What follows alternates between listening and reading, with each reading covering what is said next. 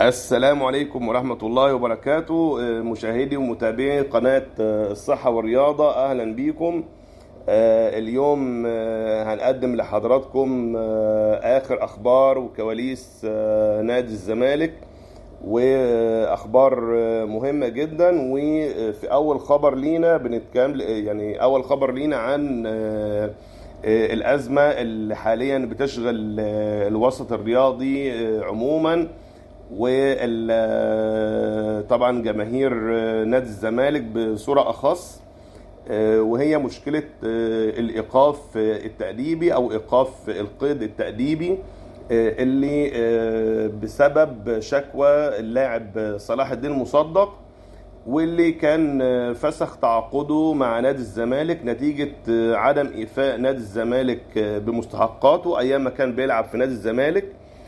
واللاعب اضطر ان هو يفسخ تعاقده ويقدم شكوى زي ما حضراتكم عارفين في الفيفا، وبعد كده الفيفا حكمت ليه بعقده اللي هو تقريبا، او حكمت ليه بفلوس اللي هي تقريبا 800 ألف دولار. زائد كمان ان سمعنا ان الفيفا يعني عاقبت الزمالك بإيقاف القيد أو إيقاف قيد تأديبي لفترتين قيد. والإيقاف القيد التأديبي معناه إن حتى لو الزمالك دفع فلوس صلاح الدين مصدق أو دفع الغرامة، فبرضو إن الزمالك بيفضل مش عارف إن هو يقيد لعيبة لفترتين قيد. فبالنسبة لمشكلة إيقاف القيد التأديبي، أمس نائب رئيس نادي الزمالك المهندس هشام نصر صرح في برنامج تلفزيوني مع الإعلامي هاني حتحوت. وبالنسبة لعنوان الخبر بيقول: حوار هشام نصر، قرار الإيقاف التأديبي لم يعتمد، وسنحل أزمة الرخص اللي هي الرخصة الأفريقية يعني.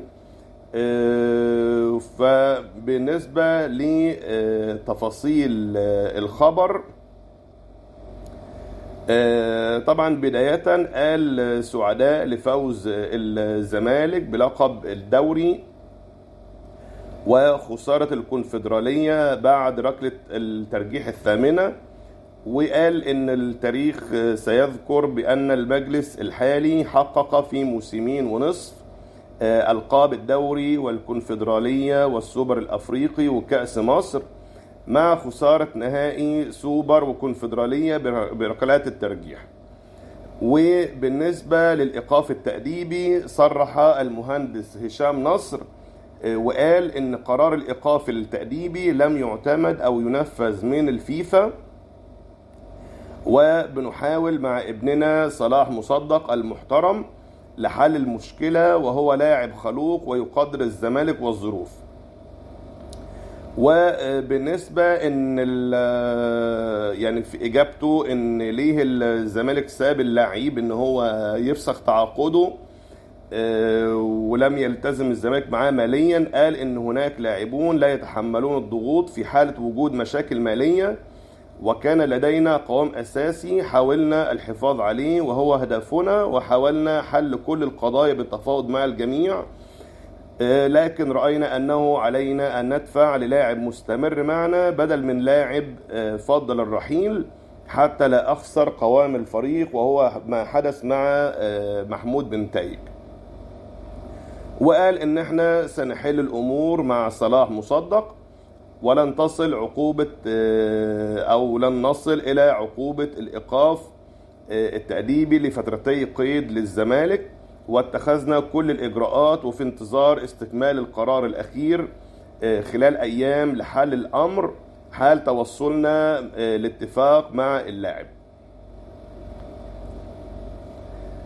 تمام كده حضراتكم. فيعني على كلام المهندس هشام نصر ان هم في طريقهم للحل، او ان هم حاليا بيتفاوضوا مع اللاعب صلاح مصدق عشان طبعا يحلوا المشكلة دي ويدفعوا له الفلوس، وكان محامي اللاعب صلاح مصدق صرح ان هم متضامنين مع نادي الزمالك، وفي حالة ان نادي الزمالك وصل لتسوية مع اللاعب صلاح مصدق فهم هيتضامنوا مع نادي الزمالك في ان هم يطالبوا برفع او وقف ايقاف القيد التأديبي لفترتي القيد دي. في خبر تاني، الخبر التاني ده عنوانه اتجاه قوي في الزمالك للإبقاء على معتمد جمال مديرا فنيا للموسم المقبل. وفي تفاصيل الخبر يسود داخل نادي الزمالك اتجاه قوي للإبقاء على معتمد جمال مديرا فنيا للفريق الأول لكرة القدم خلال الموسم المقبل، في ظل القناعة المتزايدة داخل الإدارة بقدرته على قيادة الفريق خلال المرحلة القادمة، خاصة مع الظروف المالية الصعبة التي يمر بها النادي حاليا. وبيحظى معتمد جمال بدعم واضح من حسين لبيب رئيس نادي الزمالك، الذي يرى أن المدرب نجح في تجاوز العديد من التحديات خلال الفترة الماضية بعدما تولى المسؤولية في توقيت حساس شهد ضغوطا كبيرة على الفريق، ونجح المدير الفني في تحقيق نتائج إيجابية ساهمت في استعادة قدر من الاستقرار الفني والإداري داخل القلعة البيضاء. كما لاقت فكرة استمرار معتمد جمال تأييدا من عدد من أعضاء لجنة الاستثمار بالنادي الذين أشادوا بقدرته على التعامل مع الأزمات المتلاحقة، إلى جانب نجاحه في فرض حالة من الانضباط داخل غرفة الملابس وإعادة التوازن إلى أداء الفريق خلال المباريات الأخيرة في الموسم الماضي، والقدرة على التتويج بلقب الدوري. وتأتي هذه التوجهات في وقت تسعى فيه إدارة الزمالك إلى تقليل النفقات والاستفادة من الكوادر الفنية الموجودة داخل النادي، وهو ما يعزز فرص استمرار معتمد جمال بعقد جديد خلال الفترة المقبلة. ومن المنتظر أن تشهد الأيام القادمة جلسة مهمة بين جون إدوارد ومسؤولي الزمالك لحسم ملف الجهاز الفني بشكل نهائي، بالتزامن مع انشغال الإدارة بملفات أخرى على رأسها أزمة طبعا إيقاف القيد اللي قلنا لكم عليها، اللي هو تسديد بقى فلوس اللعيبة اللي قبل كده والمدراء الفنيين زي كريستيان جروس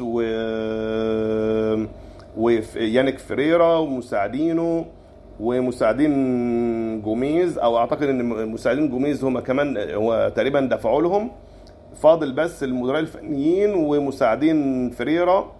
والمشكلتين بقى الاصعب اللي هم صلاح الدين مصدق وابراهيم نضاي اللي ليه كمان فلوس كبيره قوي، تقريبا $1,600,000 تقريبا.